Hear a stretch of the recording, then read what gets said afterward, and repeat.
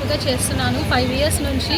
మేము ఎంతో న్యాయవంతంగా ఈ ధర్నా శాంతియుతంగా జరిగిస్తున్నాము. మా న్యాయమైన డిమాండ్లన్నింటినీ తీర్చాలని గవర్నమెంట్ని ప్రాధేయపడుచున్నాము.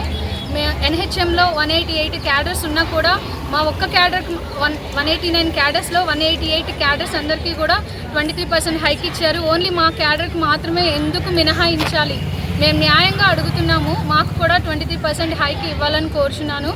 అలాగే 6 సంవత్సరాలు నిండిన MLHPs అందరినీ కూడా రెగ్యులర్ చేయాలని అడుగుతున్నాము. 6 సంవత్సరాలు నిండిన వాళ్ళని ఎన్హెచ్ఎం కింద రెగ్యులర్ చేయొచ్చండి. దయచేసి రెగ్యులర్ చేయమని కోరుచున్నాను.